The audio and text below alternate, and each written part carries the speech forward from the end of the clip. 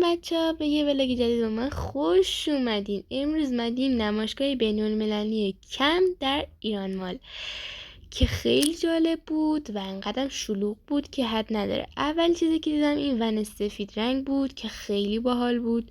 دقیقا تو شبیه یه خونه عادی طراحی شده بود و اینکه تمام امکانات توش فراهم بود. من تمام سعیم کردم که براتون ویدیو رو بگیرم و قشنگ ببینید توشو. ببینید هم تخت داشت، همه چی توش داشت، حتی از دستشویی هم توش حتی داشت. خیلی باحال بود بچه ها، همه چی توش فراهم بود و من خیلی خوشم اومد. و بله رفتیم یه ون دیگه، این ون نمیذاشتن بریم تو، فقط میگفتن از دور میتونید ببینید. این هم خیلی گنده بود. اینجا میستین که کوچولو بود که تاشو بود و اینکه میتونستین دستمون توش بشوریم. اینجا با سر و تلاش داشتم اینقدر بلند نمی‌کردم که براتون ویدیو بگیرم، ولی فکر نمی‌کنم هیچی مشخص شده باشه. و از قسمت فرمون و رانندش هم بهتون نشون دادم. اینجا خیلی سوسکی از پنجره. این هم یه موتور چهارچرخ خیلی خفن و باحال بود که خیلی خوشم اومد ازش. و اینکه مرسیم به این ماشین آبی رنگ باحال. این رنگش از ماشین آبی خیلی خوشگل‌تر بود و خیلی باحال بود. من خیلی خوشم اومد ازش، خیلی گنده بود.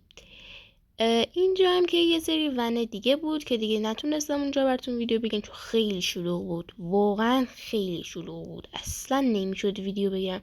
اینجا مثل چادرایی بودن که توی ارتفاعات خاصی درست گذاشته بودنش که گفتن شما میتونین برین تست کنین. منم خیلی کنجکاو شدم و رفتم تستش کردم. خیلی باحال بود بچه، عالی بود، یعنی هم اندازش خوب بود هم رفت آمدش راحت بود. اینم چند تا نمونه دیگهش.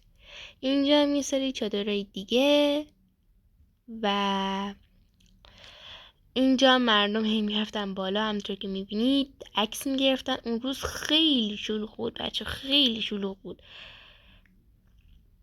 و بله میریم همجوری میریم. و میخوام یه چیز جالب بهتون نشون بدم. اینجا یه چیز جالب بود که وقتی مثلا تو جنگل میصندلی چیزی میذارین، وقتی بارون چیزی میاد یه حالت سایبون مانندی براتون داره که دیگه بارون رو سر کلتون نریزه. خیلی هم باحال بود. کلا که این نمایشگاه خیلی جالب بود، منم اتفاقی فهمیدم. و آره اینجا هم که یه سری چیز میزای دیگه، اینم یه ون دیگه که خیلی گنده بود. واقعا نتونستم براتون فیلم بگیرم چون جمعیت خیلی زیاد بود و اصلا نمیشد. و بله همینطور میرفتیم. این ونه رو من خواستم دوباره سعی کنم ببینم میتونم براتون ویدیو بگیرم یا نه. خب نگاه کنید، به سختی و به زور. اینم خیلی پر امکانات و باحال بود، شبیه آشپزخونه عادی بود. و میرسیم به این ماشین KMC خیلی خوشگل که اینم خیلی باحال بود. و اینم